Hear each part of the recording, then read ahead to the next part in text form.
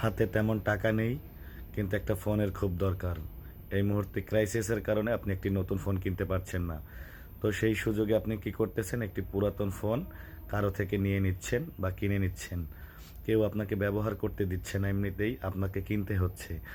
আপনি অল্প টাকার মধ্যে একটি ভালো ফোন পাচ্ছেন, আপনার যে চাহিদা সেই চাহিদা অনুযায়ী একটি অ্যান্ড্রয়েড ফোন আপনি কিনে নিচ্ছেন। এই অ্যান্ড্রয়েড ফোনটি কেনার পরে আপনার কি হচ্ছে? আপনার যতটুকু চাহিদা সেই চাহিদাটুকু আপনি পূরণ করতে পারতেছেন। হয়তোবা পুরোপুরি পূর্ণ করতে পারতেছেন না, কারণ মানুষের চাহিদার কোনো শেষ নেই।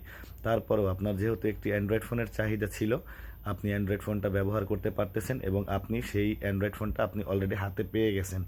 আপনি অল্প টাকার মধ্যে আপনার চাহিদা অনুযায়ী একটি ফোন পেয়ে আপনি স্বাচ্ছন্দ্যে ফোনটি ব্যবহার করতেছেন। আদৌ আপনি জানেন না সেই ফোনটির রহস্য কী?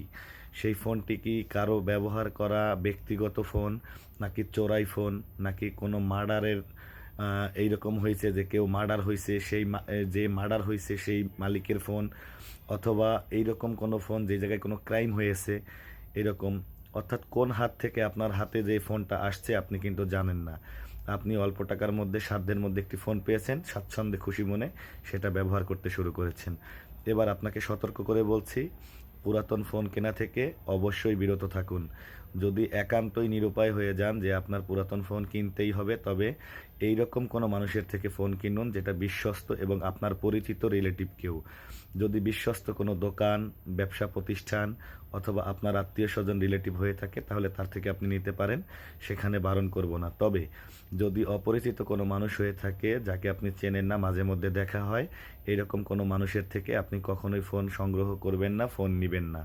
যদি এরকম নিয়ে থাকেন আর ওই ফোনের মাধ্যমে যদি কোনো ক্রাইম হয়ে থাকে, কোনো মার্ডার, কোনো ছিনতাই, কোনো অপহরণ, ডাকাতি কিংবা এইরকম যে কোনো ঝামেলা যদি হয়ে থাকে ওই ফোন রিলেটেড, তাহলে কিন্তু সমস্ত আইনি ঝামেলায় আপনি জড়াবেন। অর্থাৎ ফোন যার কাছে থাকবে এই ফোনের মালিক কিন্তু সে।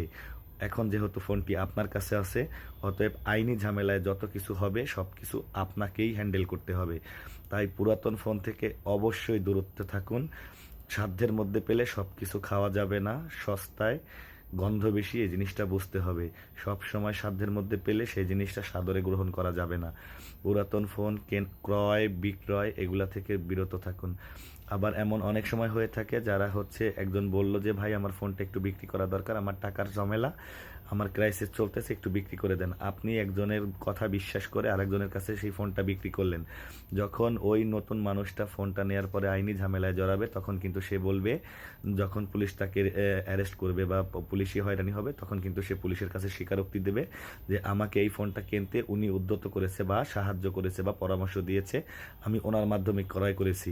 এই জায়গায় আপনার 2 পয়সার বেনিফিট থাকবে না, কিন্তু যখন আইনি ঝামেলায় জড়াবে তখন কিন্তু আপনি একেবারে খালি খালি হচ্ছে মানে বিনা দোষে বিনা অপরাধে এই ঝামেলাটার মধ্যে জড়ায় যাবেন। তাই পুরাতন ফোন ক্রয় বিক্রয় এবং লেনদেন এর মাঝখানে আসবেন না, থাকবেন না, করবেন না। ভালো থাকবেন। আসসালামু আলাইকুম।